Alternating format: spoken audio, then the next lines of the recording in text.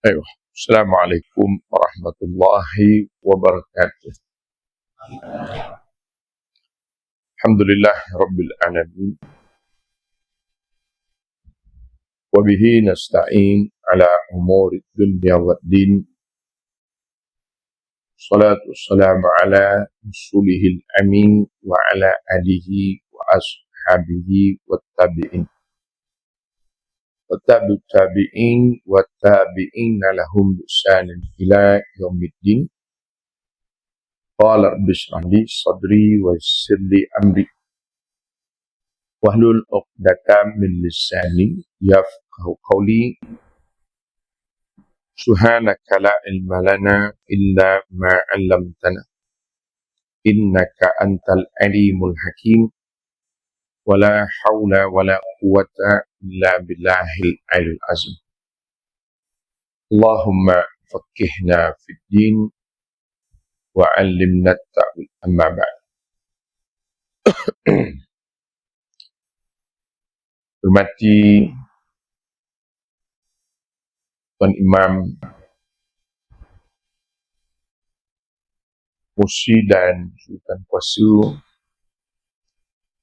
para asatizah, tuan-tuan, puan-puan, muslimin dan muslimat, hadirin yang dirahmati Allah sekalian. Alhamdulillah, kita mengucapkan syukur kepada Allah SWT kerana pagi ini dapat kita bersama ke pagi-pagi. Mudah-mudahan dapatlah kita daripada doa Nabi SAW yang Nabi SAW mendoakan kita bagi orang-orang yang sentiasa berpagi-pagi pada setiap hari. Sebagaimana dalam sebuah hadis, kata Nabi SAW, Allahumma barik li ummati fi bukuriha. Ya Allah, berkatkanlah umatku pada awal pagi. Jadi mudah-mudahan pagi ini walaupun berbetulan kita bangun sahur, jadi kita pun memang bangun pagi dah. Kita lajakkan ke surau masjid supaya dapat kita berjemaah subuh. Tapi mudah-mudahan termasuklah kita dalam kelompok yang mendapat doa Nabi tersebut. Dan mudah-mudahan hari ini seluruhnya dengan keberkatan kita berpagi-pagi ini, maka mudah-mudahan sehingga malam nanti seluruh kehidupan kita sentiasa dalam rahmat Allah Subhanahu wa ta'ala. Walaupun doa Nabi SAW ini Nabi doakan 1400 tahun dulu, tapi semua orang yang menzahirkan apa yang didoakan Nabi SAW itu akan mendapat bahagian daripada doa tersebut. Sepertilah keadaannya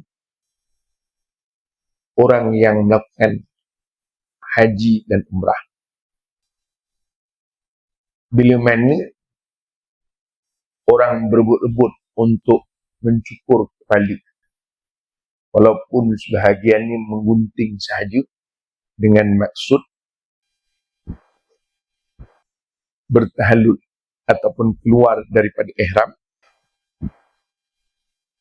tapi sebenarnya perbuatan itu adalah untuk mengejarkan doa Nabi SAW. Selain daripada apa yang disebut orang yang bercukur itu menggugurkan dia banyak rambut, tapi pada bahagian yang lain kerana ada doa daripada Nabi SAW, iaitu Kata Nabi SAW, waghfir lana walil muhallikina wal muqsirina. Dan ampunkanlah kami dan orang-orang yang bercukur dan orang yang bergunting. Nunjukkan bahawa orang yang bercukur mendapat dahulu doa Nabi sallallahu alaihi wasallam. Kan itu di sini hukumnya afdal bercukur berbanding bergunting. Sebab orang yang bercukur mendapat dahulu doa Nabi SAW. Begitulah kita di dalam apa keadaan itu sentiasa mengejarkan supaya kita termasuk daripada bahagian orang-orang yang disebut oleh Nabi sallallahu alaihi wasallam. Jadi mudah-mudahan pagi ini dapatlah kita tempias daripada doa Rasul sallallahu alaihi wasallam kepada kita. Tuan-tuan sekalian, pagi ini kalau mengikut apa yang dipahamkan saya, kuliah khas kita ini sempena dengan nuzul Quran. Memanglah kita di Malaysia ini masyhurnya memperingati peristiwa turunnya Al-Quran. Nuzul itu mana turun, iaitu pada 17 Ramadan. Hari ini sudah masuk 21 Ramadan. Itu 21. Pagi ni 20. Makna 20. Bermakna malam nanti 21. Tetapi soal tarikh peristiwa Al-Quran diturunkan, ini tidaklah sepakat para ulama. Memang pandangan yang masyhur di kalangan masyarakat kita ialah 17 Ramadan. Tapi di sana ada juga pandangan yang menyebutkan pada 24 Ramadan. 21 Ramadan pun ada. 18 Ramadan pun ada. 7 Ramadan pun ada. Jadi berbagai. Jadi kalau ditanya orang, mengapa banyak sangat tarikh? Artinya mengapa tidak satu tarikh? Sebenarnya kalau kita lihat hal-hal yang berkaitan dengan sejarah kita umat Islam, tarikh-tarikh ini tidaklah sesuatu yang begitu atau yang terlalu penting. Kerana para ulama melihat kepada kesepakatan bahawa sesuatu itu berlaku. Jadi kalaupun berbeza tarikhnya, turunnya 17, 18, 7, 1, 4, tapi ulama melihat bahawa semua bersepakat Al-Quran diturunkan. Lagi pula, soal tarikh ini sesuatu yang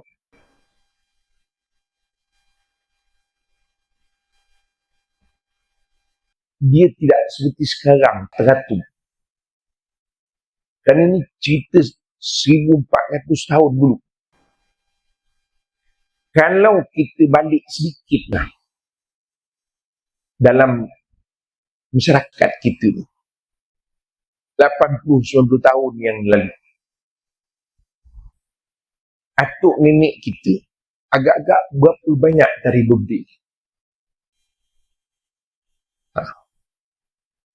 Kadang ada orang dia beritahu dia lahir bulan Mei. Tanya ke kakak dia, tak.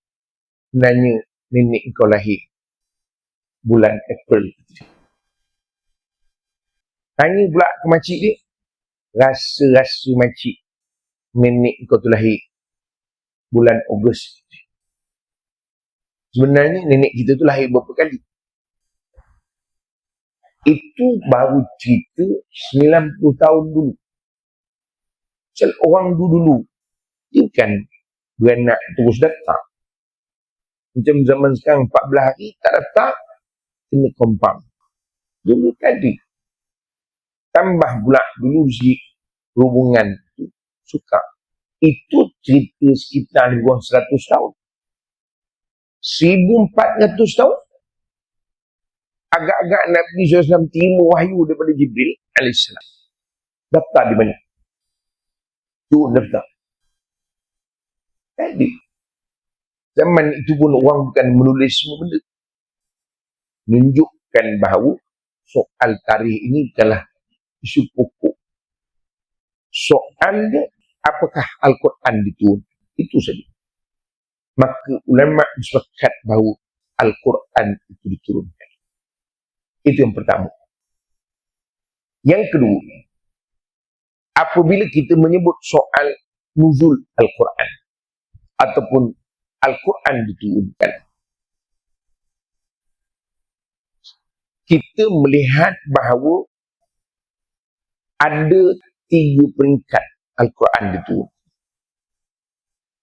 Yang kita bincangkan ini ialah soal Al-Quran diturunkan kepada Nabi kita Muhammad sallallahu alaihi wasallam. Ini adalah peringkat yang ketiga. Adapun sebelum itu, Al-Quran diturunkan daripada Lauh Mahfuz ke Baitul Izzah di langit dunia. Penurunan yang kedua ini, dia tidak seperti mana penurunan yang ketiga yang diturunkan kepada Nabi SAW. Kerana yang turun kepada Nabi SAW secara beransur-ansur. Artinya 114 surah. 30 juzuk, 6,236 ayat. Ataupun 6,666, itulah mana-mana punya pandangan. Turun selama 23 tahun. Yang turun daripada Lauh Mahfuz ke Baitul Izzah, itu turun secara serentak. Semua berbeza. Begitu juga turun yang kali pertama, iaitulah ke Lauh Mahfuz. Ini juga diturunkan secara serentak. Jadi bermakna turun yang kali pertama dan peringkat yang kedua tidak sama dengan turun kepada Rasulullah sallallahu alaihi wasallam. Itu sedikitlah dari segi sejarahnya supaya kita faham. Cuma bila ditanya tentang turunnya Al-Quran, apa yang kita faham tentang Al-Quran diturunkan? Kita memang selalu sebut Al-Quran diturunkan, Al-Quran diturunkan. Tetapi apa yang kita faham Al-Quran itu diturunkan? Sebab yang menjadi masalah kepada kita ialah kita hari ini terus di hadapan kita ni Quran yang telah dikumpul. Adakah maknanya Al-Quran itu diturunkan berarti seketul begitu?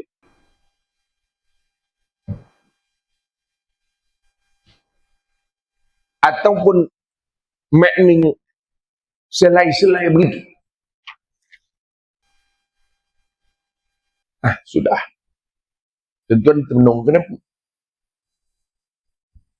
Tak, ini benda yang fundamental. Benda yang asas kepada kita orang Islam. Makna kalau orang tanyakan Al-Quran itu diturunkan, adakah yang dikatakan serentak itu maknanya serentak semula? Atau bagaimana? Ini supaya kita buka sikit minda kita untuk berfikir. Kan itu kalau kita faham yang diturunkan itu bukan ini.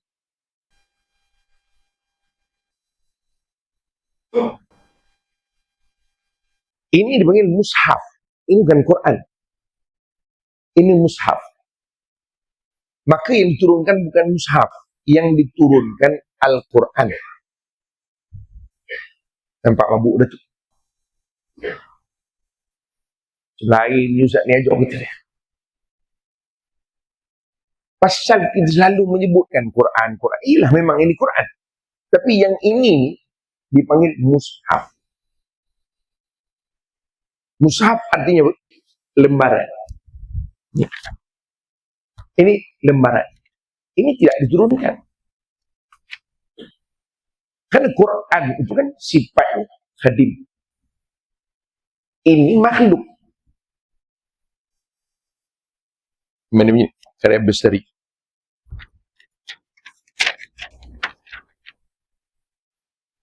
Mana tulisan? Itu benda kabun.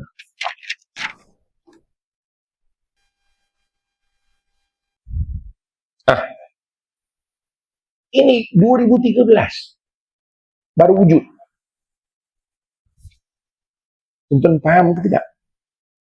Ini yang saya pegang ni 2013 baru wujud. Sebab itu dipanggil makhluk, hadis, benda yang baru. Quran yang disebut kalamullah itu sifatnya hadim. Kalau ini kita kata Quran, bagaimana? Tuan paham ke mabuk sekejap.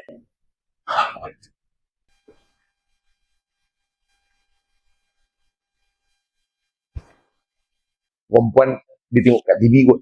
Ya. Tengok je lah kat TV. Adakah ini yang diturunkan? Kita nampak tak? Adakah ini diturunkan? Yang ditulis ni? Pun tidak.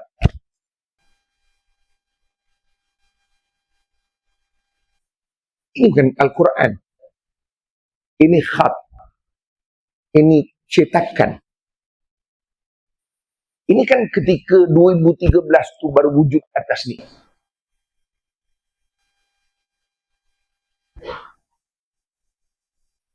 Faham ke tidak? Sebab itu kalau kita memahamkan Al-Quran ni, yang ditulis ni, memang kita tidak boleh untuk nak hadamkan bagian Quran itu. Dia bukan tulisan itu. Tulisan itu juga makhluk baru. Faham ke tidak? Jadi sebab itu, yang diturunkan itu ialah sebelum yang ditulis ini. Maknanya sebelum ditulis, atas kertas ni penuh ke kosong? Kosong. Maka yang ditulis itu, itulah Al-Quran. Maka diletakkan di sini, dia jadi mushaf Al-Quran. Tuan-tuan faham? Jadi, tuan-tuan kena bezakan. Kalau kita kata tulisan ni Al-Quran, dibuka. Ini dipanggil, sebab itu dipanggil mushaf Al-Quran. Lembaran yang ditulis atau dicetak dengan ayat-ayat Allah Ta'ala. Maka dia bukan yang dalam bentuk tulisan. Misalnya, kalau saya bacakan, contoh, Innal ladzina kafaru sawa'un 'alaihim a'andzartahum am lam tundirhum la yu'minu. Baik. Kita nampak tulisan? Ada? Tak ada. Itulah Al-Quran yang diturunkan. Jadi kita kena bezakan. Yang ini adalah tulisan kepada ayat Allah Ta'ala. Ini baru. Yang kita dengarkan tadi, makna yang dibaca itu, itulah ayat-ayat Allah Ta'ala ataupun wahyu yang sifatnya qadim. Jadi, apabila kita sebut diturunkan serentak ke Lauh Mahfuz, maka tuan jangan bayangkan tulisan itu turun. Kerana sebut tulisan saja dia jadi baru. Jangan pula kita bayangkan lembaran Quran ini. Lagi tak ada harapan. 2013. Cuma ini Quran. Takkan kita lahir dulu Quran baru ada. Jadi, ini untuk kita faham. Supaya kita jelas. Ini hanya dipanggil cetakan kepada ayat-ayat Allah Ta'ala ataupun wahyu. Maknanya wahyu itu dicetak ataupun dizahirkan. Itu bahasa. Dalam bentuk tulisan. Faham? Wahyu itu dizahirkan dalam bentuk tulisan. Habis. Itu yang kedua. Nampak gaya mabuk pagi ni. Kan? Tadi rasa elok datang ke masjid, faham dah tadi. Dengar ceramah, mabuk. Sekali-sekala kita buka minda kita. Sebab kita jarang nak mikir benda ni. Kita kira baca je. Quran dah tu. Ambil Quran tu. Betul tu. Panggilan itu dipanggil acceptable. Sesuatu yang boleh diterima. Tetapi dari segi istilahnya, itu kan Al-Quran. Al-Quran itulah kalam Allah. Jadi yang ada ini ialah tulisan yang menzahirkan kalam Allah. Habis. Itu yang kedua. Tuan-tuan.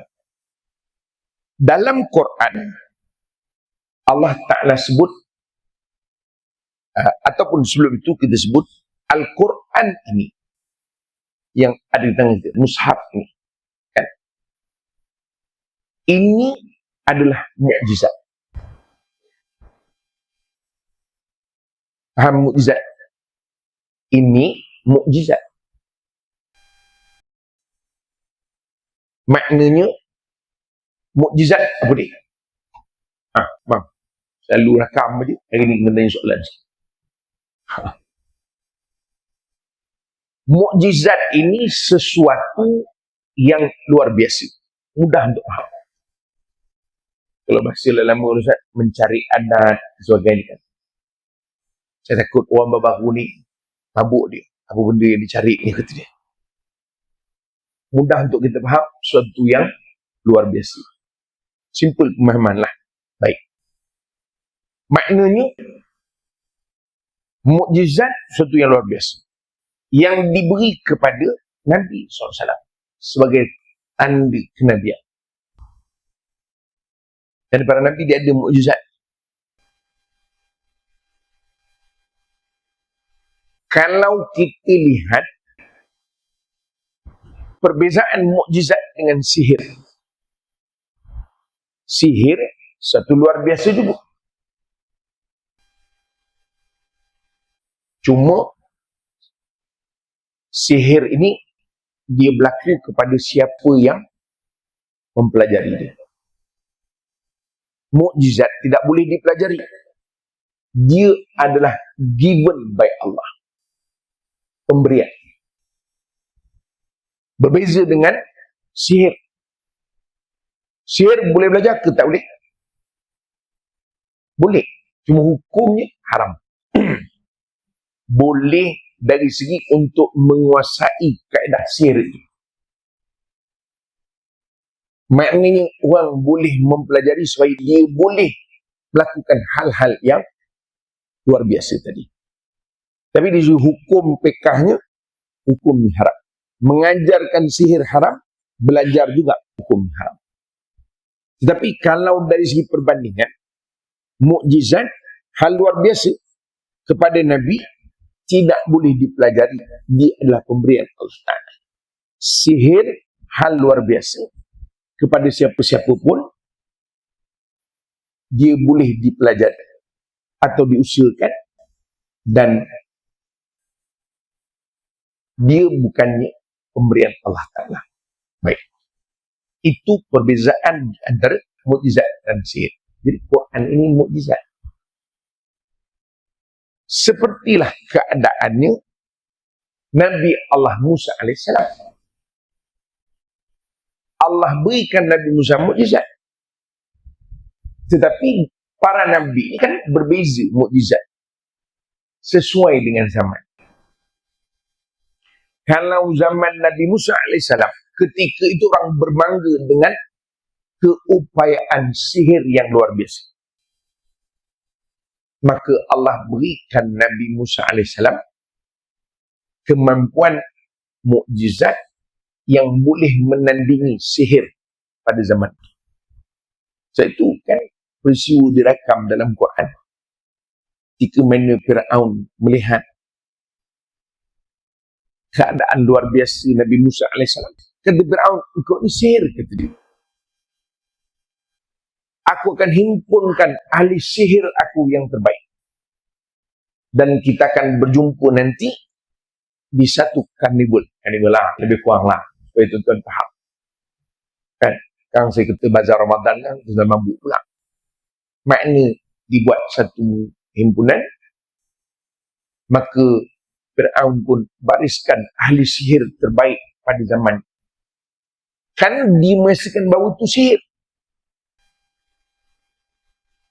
Maka ketika itu ahli-ahli sihir yang dipilih oleh Fir'aun ini berdepan dengan Nabi Musa. Maka dialognya itu ada dalam Quran. Wahai Musa, apakah kami lempar dahulu atau engkau yang lempar dahulu? Sihir ni begitu. Dia daripada benda yang lain, bila dibuat sesuatu maka dia jadi lain. Kalau kita baca Syekh Ali As-Sabuni, Allah yarham, ingat kan? Dalam kitabnya Tafsir Ayatul Ahkam, dia menyebutkan pandangan-pandangan ulama, apakah sihir ini sifatnya hakiki ataupun halusinasi. Ini contoh, orang yang boleh sihir pen ini. Pen ni tukar jadi peti ais. Contohlah tuan-tuan. Baik, lempar jadi peti ais. Adakah hanya halusinasi nampak seperti peti ais atau memang betul-betul peti ais? Sebenarnya ada dua pandangan ditungkat dalam tafsir ayat al-ahkam. Pertama, dia kata halusinasi saja. Maknanya kita nampak macam peti ais. Sebenarnya pen lagi duduk ke situ dan diam. Semua orang yang melihat seperti peti ais. Pandangan yang kedua, dia memang bertukar betul-betul jadi peti ais. Maknanya kalau dia bubuh daging, bubuh ayam, elok sampai bila-bila. Itulah. Jadi, itu pandangan ulama tentang sihir. Maknanya dia benar-benar bertukar ataupun hanya dipanggil khayalan saja. Khayali. Halusinasi saja. Baik. Maka Nabi Musa AS, Allah Ta'ala berikan mukjizat berupa sesuatu yang boleh menandingi kehebatan sihir pada masa itu. Sebab itu bila disebut dalam Quran, ahli sihir tadi kata, bila tanya, kami lempar atau kau lempar? Kata Nabi Musa AS, bal alqu. Bahkan, kena lemparlah dulu. Maka dibandingnya tali-tali yang akhirnya bergerak menjadi ular. Jadi sebab itu, jadi sihir, maka seolah-olah ular itu hidup. Terkesan juga pada Nabi Musa AS. Kerana keadaan sihir itu. Maknanya kita pun, kalaupun kita nampak mula-mula yang dipegang tali, dilempar kepada kita jadi ular sabut, telefon bomba juga kita. Walaupun kita tahu yang dilempar itu tali. Sebab itu Quran sebut, Allah Ta'ala sebut kepada Nabi Musa AS, jangan takut. Kerana engkau tetap akan lebih tinggi daripada mereka. Sekarang wahai Musa, lemparkan apa yang ada di tangan kau, tongkat. Maka Musa pun lempar tongkat. Dan tongkat Nabi Musa pun jadi ular juga. Di macam sama. Tetapi tongkat yang dilempar jadi ular tadi makan pula ular-ular ahli sihir tadi. Maka akhirnya Allah sebut dalam Quran, ahli sihir ini semuanya sujud. Terperanjat Fir'aun, mengapa kalian beriman dengan Musa sebelum kalian minta kebenaran pada? Kata ahli sihir, wahai Fir'aun, ini bukan sihir. Yang Musa punya ini bukan sihir. Mana ada dalam silibus sihir bertukar jadi ular makan ular orang lain? Itu tak ada dalam silibus. Mana sepe apa nak pakai? Lempar jadi ular makan ular orang. Tak ada. lempar jadi ular tu ada, makan ular orang ni. Mana punya silibus dia pakai? Ini bukan sihir. Sebab itu akhirnya beriman. Dan kata Firaun, oleh kerana kalian beriman sebelum aku izinkan, maka Allah kata dalam Quran, salib dia orang, hukum. Nampak? Jadi maknanya itu zaman Nabi Musa AS. Itu mukjizat. Dia orang terpegun. Hebat. Ahli sihir yang hebat itu pun terpegun. Bagaimana pula boleh begini keadaan? Maka ini bukan sihir. Ini suatu yang luar biasa. Ada Tuhan yang menggerakkan. Luar biasa ini. Itu dia jadi suatu yang hebat. Pasal mujizat Imam Citu. Sama dengan Quran. Jom.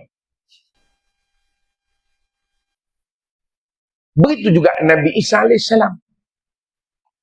Nabi Isa, Allah Ta'ala berikan mukjizat menandingi zaman itu. Kan zaman itu orang pandai ubat-ubatan. Daun pokok ciku, itu pokok ciku. Daun pokok ciku, kalau di blend dengan jambu air yang warna ungu,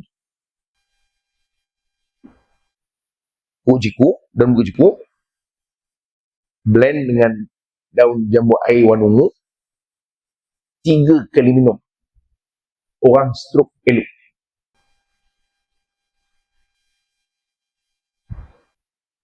Ini saya balon je, tuan-tuan janganlah beria sangat. Saya nak sebut zaman itu orang mahir dengan ubat-ubatan. Faham? Saya takut ada juga yang buat. Elok pula. Hilang pula stroke dia. Jadi pula pokok ciku. Mana zaman itu orang mahir? Ambil lalang, campur dengan cengkerik. Contohlah. Saya tak tahulah benda ubat lagi. Selain Tuan Ali. Maknanya zaman tu orang pandai. Maka Allah berikan mukjizat kepada Nabi Isa. Itu kepandaian yang luar biasa. Supaya orang beriman. Supaya orang tahu bahawa itu hanya suatu hal yang Allah Ta'ala izinkan saja. Itu saya berbangga sangat. Maka Allah berikan kemampuan kepada Nabi Isa. Bukan sahaja memberikan obat kepada orang yang sakit. Bahkan orang mati pun hidup balik. Maka orang yang hebat pada zaman itu dengan ilmu perubatan, dia kata kami memang tahulah ubat ni campur ubat ni, herba ni, boleh sembuh ni. Tapi kalau sampai hidup balik, ini dah bukan main ubat dah ni. Nampak tak? Itu dipanggil mukjizat.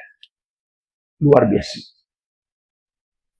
Maka akhirnya orang melihat Nabi Isa AS itu dan melihat dan beriman kepada Nabi Isa. Sepertinya lah Al-Quran. Mukjizat. Tuan-tuan. Saya nak share sikit lah dengan tuan-tuan begini. Air ni boleh ambil kan?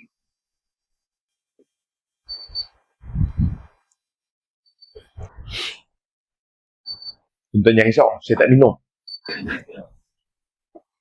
Walaupun saya musafir. Memanglah hukum musafir, dia boleh untuk tidak berpuasa. Saya daripada Sungai Buloh, malam tadi.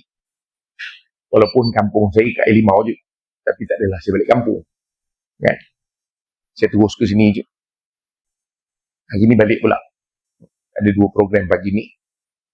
Dari Doha sekejap lagi, kemudian balik. Ada program lagi di Kelumbu. Dia hukum kita berbuka musafir ni harus. Harus. Dia tidak jadi sunat terus. Yang tuan tak ada kerja pula. Ini bukannya hukum mengkasar dan menjamakkan solat. Bawa tenang. Berbuka puasa harus. Boleh. Kerana dalam Quran ada. Kan? orang yang sakit atau orang yang musafir. Memang ada hukum. Cuma dalam mazhab Syafi'i kita, kalau orang yang nak dipanggil berbuka dengan sebab musafir, dia kena keluar sebelum subuh. Jangan tuan outstation tengah hari, dan pula tuan makan, bawa tenang. Itu kaum Melaka Syafi'i. Tuan Syafi'i tu kan?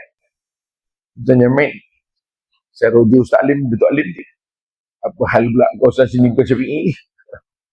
Kita Syafi'i mesti keluar sebelum subuh. Dia macam solat jemaat punya rukhsah. Tetapi itu pun disunatkan kita berpuasa dulu.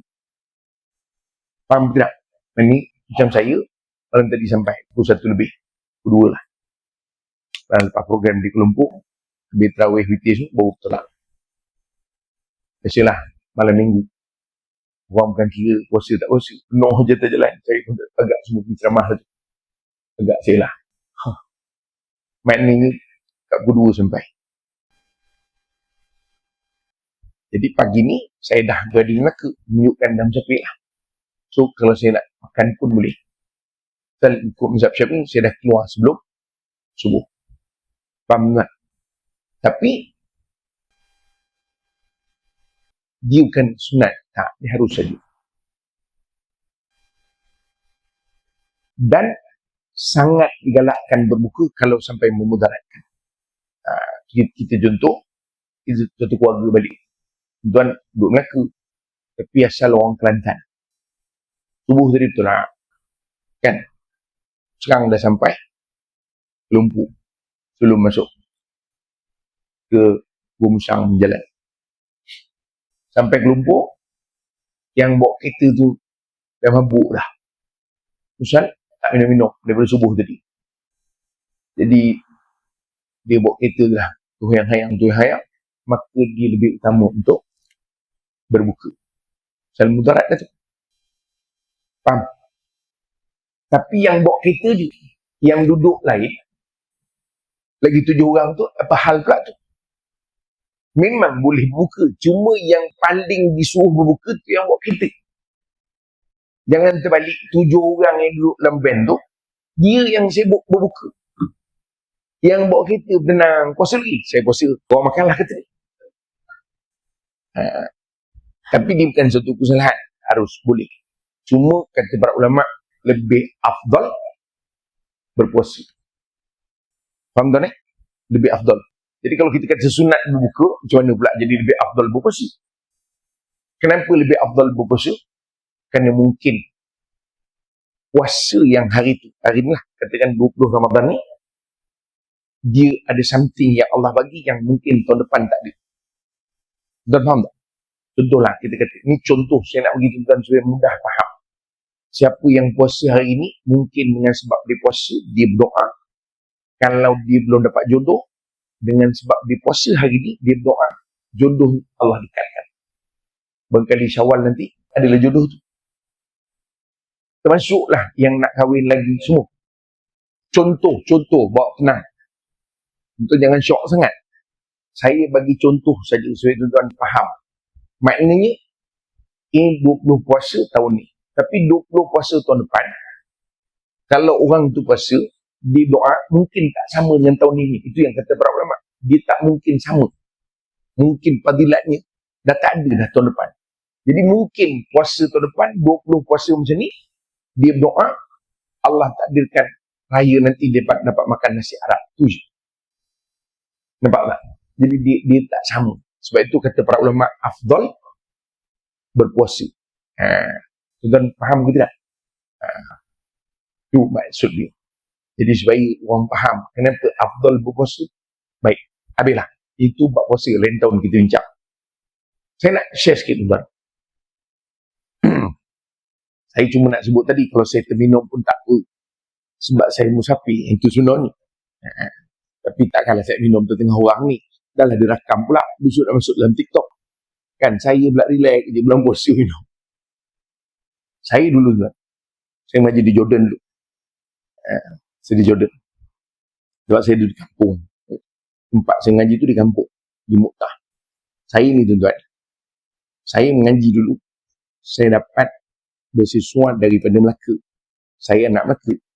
Itu saya dapat beasiswa dan saya antara batch pertama pindah daripada Zakat Melaka ke Tapin.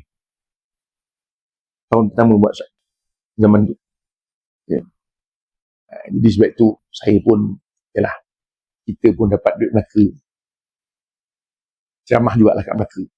Jadi banyak ceramah di Melaka banding negeri lain. Selain daripada Selangor lah. Selangor memang saya duduk situ. Selain daripada kampung saya pun Melaka. Tapi memang saya dapat beasiswa negeri Melaka. Baik. Jadi tempat saya ni kampung. Ada orang Arab ni. Orang kampung. Kalau kami dipanggil Badui lah. Kampung. Dia ada petua dan ada jampi. Tuan. Kalau air yang sedikit ni. Tuan tengok ni. Air ni sikit kan? Bila kita baca, dia boleh baca pada cecair. Dia tak kisah apa pun. Cecair. Kalau macam kami di sana dipanggil catu air. Air masuk ikut time. Jadi tangki air tu kena tunggu masa lah penuh. Kalau tidak, tak penuh. Tapi dibacakan dalam tangki tu, air tu akan dipanggil macam meluap, penuh dan melimpah. Saya tunjuk pada tuan-tuan. Tapi kita tisu ada. Tengok Tuan nampak sikit kan? Baik. Bila saya bacakan, dia akan meluap dan melimpah. Baik.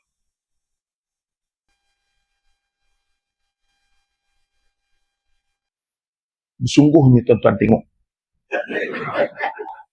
Maknanya betapa belum lagi apa-apa tuan-tuan dah rasa macam takjub. Saya sebut lebih 5 kali Quran ni mukjizat. Tuan-tuan tak takjub apapun muka tuan-tuan. Tuan-tuan faham ke tidak? Lebih 5 kali saya sebut Quran ni mukjizat. Betul tak? Tuan-tuan punya muka tak sama pun dengan yang saya baca. Termasuklah makcik kat belakang tu.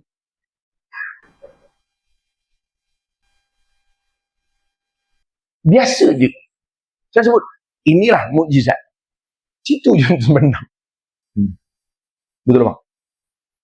Tapi bila saya kata, saya akan bacakan ni, maka tuan-tuan pun tengok, ya ke tidak, ya ke tidak. Sebenarnya, masalah kita ialah, kita tak dapat nak feel ini sebagai mukjizat. Sebab itu kita tak rasa apa-apa Quran. Setuju tak? Tapi nasib baik sini banyak otai-otai. Tempat lain saya buat. Semua standby dengan kamera. Nak buat konten. Saya mahal. Tuan-tuan, saya nak sebut, lah, kalau saya terbingung pula kan, tak pasal batal pula proses saya. Maknanya saya nak sebut, Quran ini mukjizat. Allah turunkan kepada Nabi SAW. Pertama, kita tak rasa wow Quran. Tak rasa. Sebagaimana ahli sihir tadi rasa wow dengan mukjizat Nabi Musa AS. Betul tak? Sebagaimana orang-orang pada zaman Nabi Musa AS rasa wow dengan kemampuan Nabi SAW. Sedangkan Quran ini adalah mukjizat yang terbesar Nabi kita Muhammad SAW. Tapi kita tak rasa wow pun dengan Quran. Sebab itu, kita tidak lebih hanya sekadar membaca saja Quran. Tak lebih, hanya membaca. Dan sekarang sudah hari ke-20. Kita dah khatam, buat majlis khatam. Belum khatam lagi. 27. Oh, lain macam Melaka ni. Memang bertenang betul. Kuala Lumpur 15 Ramadan khatam dah. Majlis khatam. Pasal dia nak shopping. Kita baca sampai khatam. Tapi kita baca sebab kita anggap Quran ini hanya untuk dibaca. Kita tak rasa Quran ni seolah-olah bila kita pegang dia, seolah-olah Quran ini sedang berinteraksi dengan kita. Kita rasa. Sedangkan tuan-tuan, kalau kita tengok Quran ni sedikit lah. Sikit. Pagi ni, saya pun tak banyak. 7.5. Dia hilang. Cambridge. 7.5 kita balik lah. Ceramah panjang pun tuan-tuan tak faham.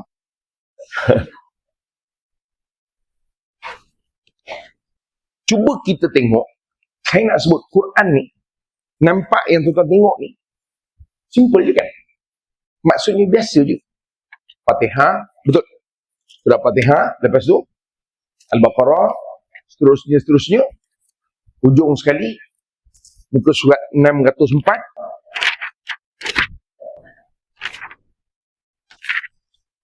Qul a'udzu bin nas. Kita tak rasa Quran ni something miracle panggil apa? Ajaib. Kan? Tak rasa. Tuan tahu tak? Ayat yang mula-mula turun ni 597 ni. Saya tandakan dengan jari saya. Tuan tengok. Ni. Nampak? Di sini kedudukan. Ni. Sikit je lagi. Makna hujung. Ni. Surah Al-Alaq. Ini surah yang pertama turun. Tetapi surah ni berapa ayat? 19. Surah Al-Alaq 19 ayat. Surah pertama turun, tetapi turun 5 ayat.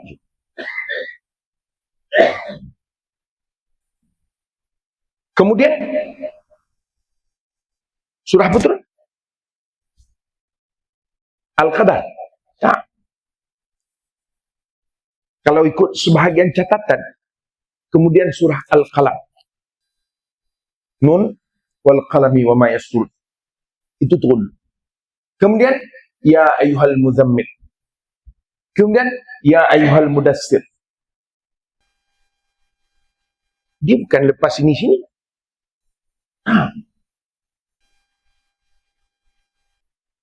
Itu satu hal. Ayat ke-6 ni apa cerita?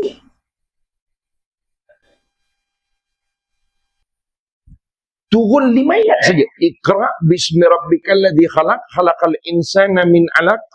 Iqra wa rabbukal akram alladzi 'allama bil qalam, 'allamal insana ma lam ya'lam. Ini yang disebut dalam hadis ketika Nabi bertemu Sayyidina Jibril kali pertama. Iqra ya Muhammad, ma ana biqari, kata Muhammad sallallahu alaihi wasallam. Aku tak boleh baca. Iqra. Jibril peluk Nabi sallallahu alaihi wasallam pada rupa yang asal. 5 ayat. Kemudian tak turun ayat 6, ayat 7, ayat 8 sampai 19. Tak. Turun ayat lain. Sampailah berapa lama? 23 tahun. Maknanya dia turun munajjaman, berperingkat-peringkat, bersepa-sepa. Yang tuan-tuan tengok ni 604 muka surat, sekejap kat sini, sekejap kat sini, turun sini pula, turun sini pula. Ini saya main buka je lah. Saya nak bagi tuan-tuan nampak. Yang tuan-tuan beri sangat. Oh situ Ustaz, muka surat apa tadi? Mana saya tahu, saya pun main buka je. Sekejap turun di sini, patah balik di sini, turun di sini pula.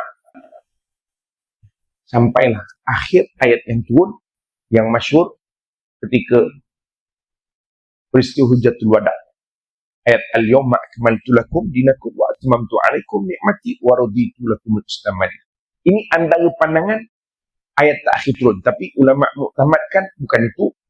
Tetapi ayat 281 surah Baqarah. Tadi tuan-tuan kedudukannya di sini. Ini ayat 5 ayat pertama turun. Ni. Sini. Kita tandakan sini. Ini ialah ayat terakhir turun. 281 daripada surah Baqarah. Ni.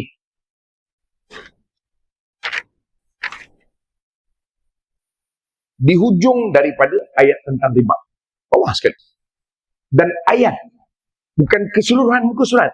Ayat saja. 281. Wattaqu yawman turja'una fihi ilallahi summa tuwaffa kullu nafsin ma kasabat wa hum la yuzlamun. Itu je tu. Yang terakhir. Maknanya ayat terakhir artinya sebelum Nabi wafat. Lepas tu Nabi wafat. Tak ada ayat turun dah. Sekarang tengok.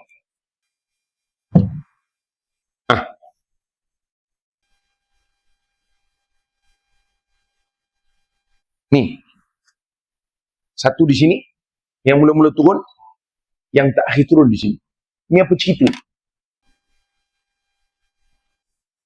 So nampak tak? Kompleks ni Quran. Kompleks bang. Bukan complicated. Complicated tu kita. Yang kita tulis dekat status Facebook kan. Status complicated. Mengenai dia. Kan? Tulis je suami orang. Complicated. Quran ni kompleks. Sebab itu Allah Ta'ala sebut dalam Quran. Fa'tu bisuratin min mithliha. Tulis. Bawa. Dalam Quran sebut. Kalau manusia bergabung dengan para jin. Untuk datangkan Quran seperti ini. Datangkan. Dia takkan mampu. Sebab itu kita pegang. Kalau orang nak tengok dengan Quran. Jangan tuan-tuan. Rasa ragu-ragu. Cabar dia terus. Kalau Tuhan kata ini Quran manusia buat seperti mana ini. Dan Tuhan boleh himpunkan orang cendik pandai daripada kalangan yang ada kat dunia ni. Buat. Jangan ragu. Sebab Quran sebut. Dia takkan mampu. Himpunlah cerdik pandai bahasa Arab yang ada di dunia. Tak payahlah orang Melayu. Kita kan bahasa Arab kita anak hantar je. Kan? Maklumlah kajian ke surau sekarang. Kan? Dia jumpa, Assalamualaikum. Waalaikumsalam. Ada orang jumpa saya surau. Dia punya semangat dia cakap Arab.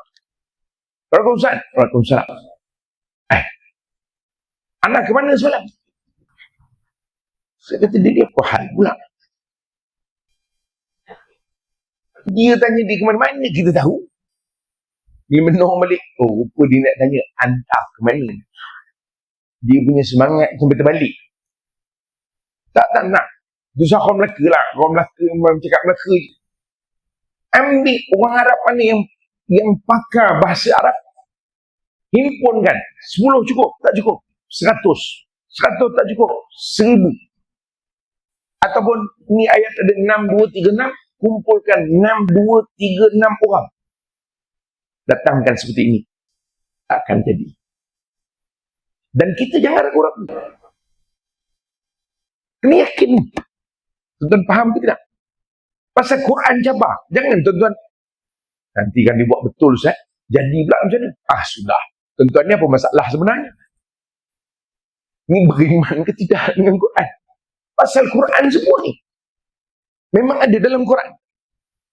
Allah Ta'ala kata, himpunlah.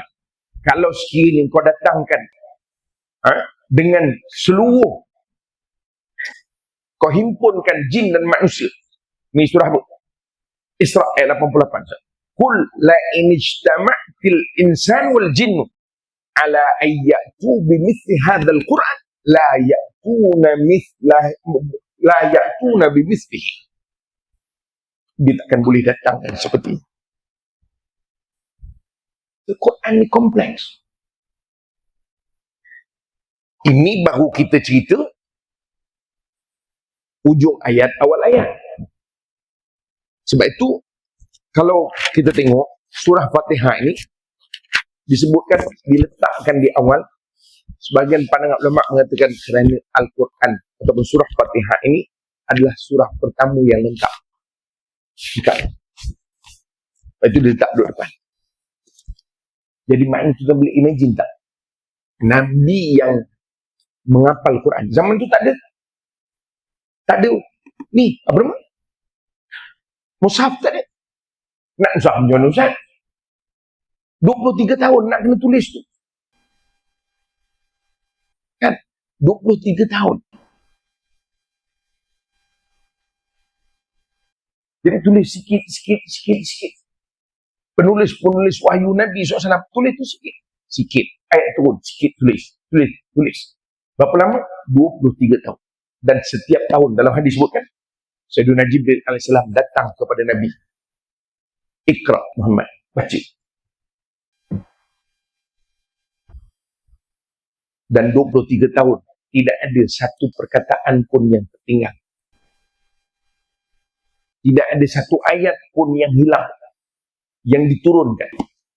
Dan kita tahu, wahyu ini turun bukan semuanya Jibril datang. Tak siap hadis riwayat Sayyidatina Aisyah radhiyallahu anha menyebutkan cara paling berat Nabi SAW terima wahyu ialah cara wahyu itu datang dalam keadaan berdesing ke telinga Nabi SAW. Dia macam bunyi, kalau kita baca dalam kitab-kitab ulama, kita macam bunyi loceng. Saya pun tak tahu bunyi loceng macam mana. Belum kering, macam aiskrim. Takkan macam itu pula bunyi dia. Tapi dia berdesing lah. Tuan-tuan jangan tanya saya lah macam mana. Sebab saya pun tak pernah terima wahyu. Jangan tuan-tuan tanya lah, berdesing tu macam mana? Manalah saya tahu. Tapi maknanya disebutkan, berdesing di telinga Nabi SAW itu keadaan paling berat Nabi terima wahyu. Berbanding dengan Jibril datang. Sebab itu hadis Sayyidina Abu Bakar, hadis yang menyebutkan tentang hadis Sayyidatina Aisyah juga saya rasa, ketika main Isra Mi'raj, orang datang kepada Sayyidina Abu Bakar, wahai Abu Bakar, bagaimana pandangan engkau, sahabat engkau Muhammad pergi ke Baitul Maqdis? Hadis itu sebut begitu. Apa kata Sayyidina Abu Bakar? Kan seorang nak pancing Sayyidina Abu Bakar, orang lain semua dah tak beriman pasal dengar Nabi pergi Isra Mi'raj. Apa jawab Sayyidina Abu Bakar? Sesungguhnya aku telah mengimani wahyu yang turun daripada langit melalui Jibril sekelip mata. Tahu sekelip mata? Maknanya sekelip mata, Jibril turun, bawa wahyu, bagi pada Nabi, zup, naik balik. Kata Abu Bakar, sekelip mata tu pun aku percaya.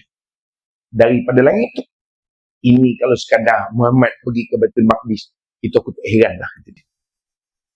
Maknanya aku dah percaya lebih jauh pada itu. Ialah maknanya duduk barangkali lah tuan-tuan kan. Sayyidina Abu Bakar duduk dengan Nabi SAW. Gitu. Rasulullah, ya, Jibril datang sejak tadi. Barang kalau tuan-tuan duduk dengan saya, tiba-tiba, apa hal tu Ustaz? Jibril datang. Itu mabuk bermain ni datang. Maknanya begitu. Sebab itu, paling berat ialah ketika mana Nabi SAW terima wahyu secara bersih. Ada riwayat juga bersama Aisyah, Nabi terima wahyu itu melalui mimpi. Dan mimpi Nabi SAW, mimpi yang benar. Jadi maknanya tuan-tuan nak sebut bahawa kompleks Quran. Orang tanya, habis kalau macam tu mampu ke seorang manusia nak hafal? Saya tuan-tuan, kebetulan tahun sudah kita ada buat live forum penanya. Tahun sudah. Masa Ramadan. Lalu bulan puasa ni jarang live. Tahun ni pun ada live lah. Tahun sudah live tu masa nuzul Quran. Jadi sama dengan saya tu panelis seorang ustaz nama dia Yu Hafiz. Jadi memang ada Mahat Hafiz. Ustaz ni.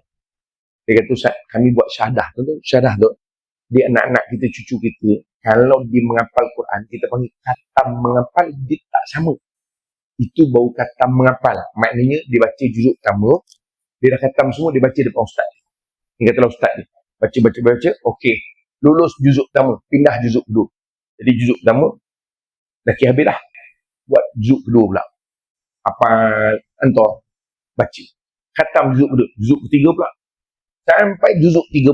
Itu khatam hafal. Tuan-tuan faham? Dia peringkat tertinggi hafalan ni ialah syahadah. Nak buat syahadah ni, first dia akan suruh baca 10 juzuk terus. Kita solat tarawih, baca juzuk amal ke Quran. Satu rakaat 10 muka ke, ataupun satu muka bagi 3 rakaat. Semuka 2 rakaat. Tuan-tuan, semuka 2 rakaat memang tak ada harapan lah kita. Syahadah, nak buat syahadah, dia kena baca serentak, one shot, 10 juzuk. Tadi ada 30 juzuk, dia akan 3 session. Tapi itu belum tinggi lagi. Lepas yang itu, baru dia pergi the highest. Dia punya level untuk orang menghafal. Tuan-tuan ingat main-main menghafal. Kita baru menghafal Wallahu Ahad saja. Ramai. Lepas itu, baru level tertinggi, dia akan bacakan hafazan dia 30 juzuk serentak. Kalau tak sia-sia dia berhenti makan, solat. Sambung boleh. Dan kata P. Hafiz, Ustaz, dia biasanya ada budak-budak ni kadang silap. Salah sikit. Jadi consider lah, kalau salah sikit-sikit, boleh lah. Sikit sangat. Dia kata, kali pertama, tak saya disebut, kali pertama, dia jumpa satu orang budak yang hafal 30 juzuk, dia baca, dia luahkan balik 30 juzuk, tanpa ada huruf yang tertukar, tanpa ada baris yang tersilap, tanpa ada ayat yang tertinggal, tanpa ada perkataan yang berubah. Tadi perfect. Saya dengar dia cerita tuan, masa dia cerita tu memang dua umur. Maknanya itu budak. Dan faham ke tak? Maknanya bagi cucu kita ke anak kita, ini Nabi SAW. Maka tak mustahil Nabi menghafal 30 juzuk. Apatah lagi guru siapa? Sayyidina Jibril. Tasmi' setiap tahun. Lepas tu kan Nabi kata, Jibril datang kepada aku setiap tahun dalam bulan Ramadan. Tasmi'. Baca Muhammad. Maknanya tahun pertama Quran turun, Ramadan, baca. Kedua, baca. Tiga, baca. Keempat, baca. Sampailah kata Nabi SAW, tahun sebelum aku wafat, Jibril datang 2 kali. Dan Nabi baca. Dan Nabi sebut dalam hadis itu, aku rasa bahawa hampir kepada ajalku. Sebab pelik Jibril datang 2 kali tahun. Tapi bukanlah makna yang khatam 2 kali itu tuan-tuan rasa apa ni tak bertenang. Sebab khatam tuan-tuan pun taklah khatam sangat kan. Tapi kalau saya khatam 2 kali ni Ustaz, nak jalan ke? Memang jalan-jalan, bukan jalan lagi. Maknanya nak sebut Nabi SAW hafal keseluruhan, endorse by Jibril AS. Kita nampak? Ni. 7.40 dah tuan-tuan. Bawa tenang. Ni kalau cerita lagi, pukul 8.30 kita. Tuan-tuan tak ada masalah. Tuan-tuan di sini, saya nak pula pergi ke mana lepas ni, apa nama tempat tu? Kamda pula begini. Apa nama tak Ustaz? Air mulik lah. Apa nama? Kendahak. Kendahak apa benda? Bukan kenal. Alah. Nantilah saya tengok telefon. Lupa saya nama tempat tu. Nama surau. Program satu lagi. Tuan-tuan. Nah, sikit untuk kita dia panggil apa? Kita hadamkan.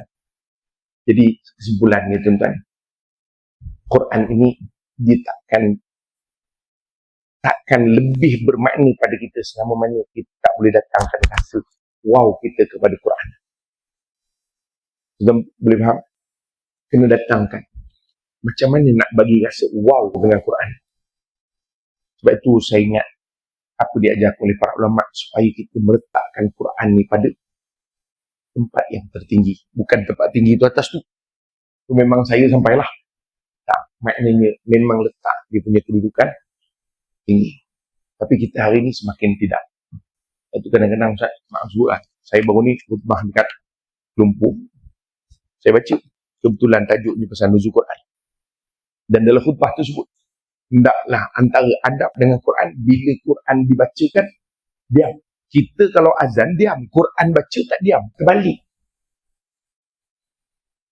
Quran, azan ni, ulama tidak muktamad mengatakan mesti diam.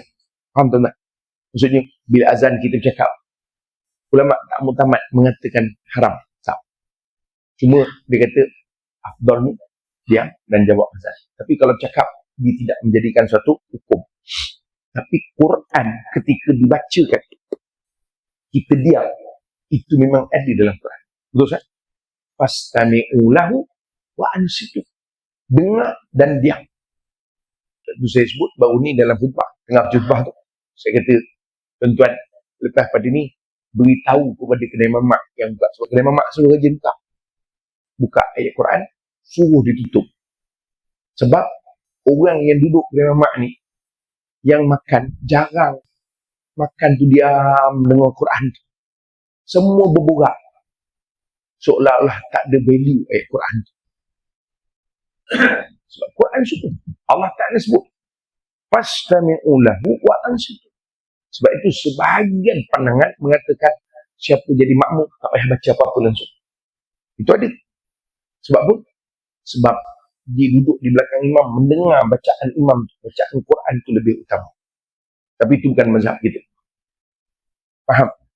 Jadi maknanya kita kena letak Quran ni betul-betul tinggi. Sebab itu orang dulu-dulu kan, katalah contoh dibaca Quran kan, baca Quran, tiba-tiba orang cakap atuk kata dia, cucu kata tangan, apa dia buat? Dia tutup Quran. Apa hal? Orang dulu Quran dibuka pun dia tutup. Dan Quran memang letak tinggi betul. Sebab itu kalau tuan-tuan perasan sampai 2 atas lemari kan, Quran tu bukan bawah-bawah, tak, atas sekali. Sebab memang Quran tak boleh ada benda atas dia. Tak ada. Ini saya dah keluar banyak kali dekat dalam Klasik FM sebelum azan. Kalau tuan-tuan ada dengar lah, saya dah sebut tak boleh, kecuali dia duduk antara rak macam tu. Rak tu tak boleh.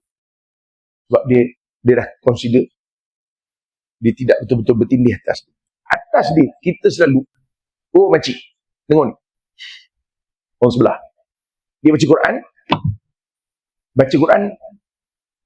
dia kena pakai apa? Kacamata. Dia berjalan tak pakai kacamata, baca Quran pakai kacamata letak mana? Tak Quran. Sebab itu orang dulu Quran bukan atas rak lagi, atas apa? Atas lemari, sampai tak baca. Punya tinggi letak sampai berabuk tak baca. Itu masalah pula. Saya terlampau tinggi. Tuan-tuan, cukuplah tu. Kita sambung lain tahun je lah. Cukuplah. 7.45 dah tuan-tuan. Baliklah. Dah terang dah tu. Gitulah tuan-tuan sikit pagi ni sempena nuzul Quran. Kita kira-kira berkenalan lah dengan Quran ini. Lebihnya saya ingat tuan-tuan belajar lagi dan fahamkan supaya mudah-mudahan kita melihat ini sebagai satu mukjizat yang luar biasa. Sebab itu saya kata orang dulu ni dia punya feel tu dia letak memang highest betul lah. Orang dulu, cuma orang dulu ni tak tahulah tuan-tuan kok. Tapi kalau saya tengok orang dulu yang sekitar saya lah, maknanya jiran tetangga, dia tak ada ilmu buat Quran tadi. Baca pun hantam kromo dulu kan. Tapi dari segi dia meletakkan Quran ini, dari segi ketinggian Quran ini dia letak, jangan. Kalau sebut yang bohong sumpah. Tak payah. Dia takut kita sumpah. Nak sumpah pun cakap. Dia punya confident tu. Betul tak? Dia tanya otak-otak dulu. Budak-budak sekarang tak ada. Quran dekat bawah meja, kaki boleh atas meja, relax. Dia tak rasa apa.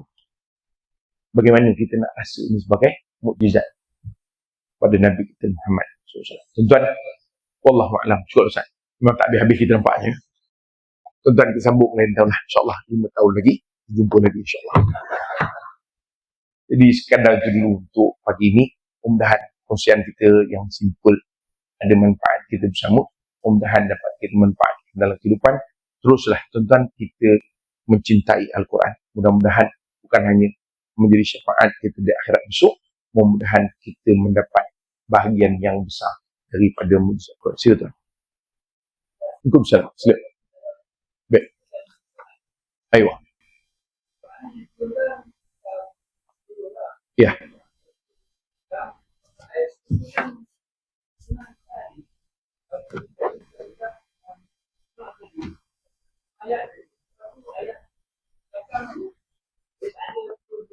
Ya.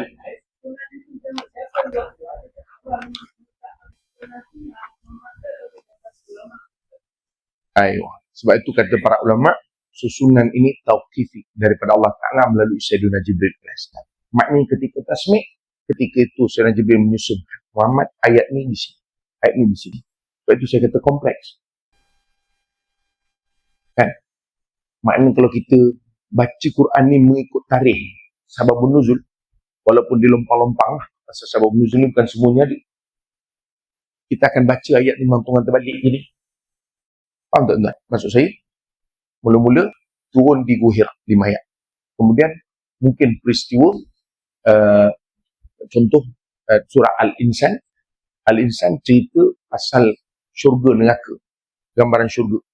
Yang itu peristiwa tu berlaku di Madinah. Jadi kalau kita nak pergi flow dia daripada Mekah sampai ke Madinah, sampai Nabi wafat, tentu akan nampak dia punya peristiwa tu memang haru biru lah.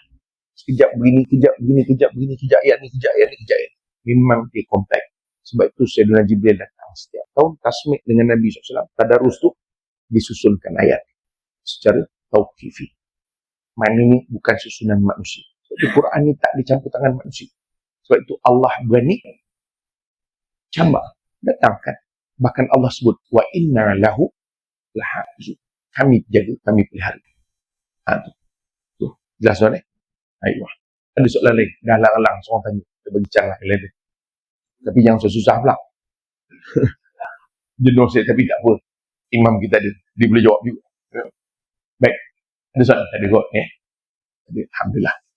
Tak apa. Tuan, kalau tak ada, kalau ada soalan kemudian, boleh tanya terus kepada Tuan Imam kita. Ayo. Sekat itu dulu. Terima kasih banyak tuan-tuan atas sama-sama pada pagi ini kita memakmurkan program pada pagi ini. Mudah-mudahan ada bahagian kita semua, mudah-mudahan ada rahmat kita di sisi Allah SWT. Allahu a'lam aqulu qouli hadza. Astaghfirullahalazim li wa lakum. Assalamualaikum warahmatullahi wabarakatuh.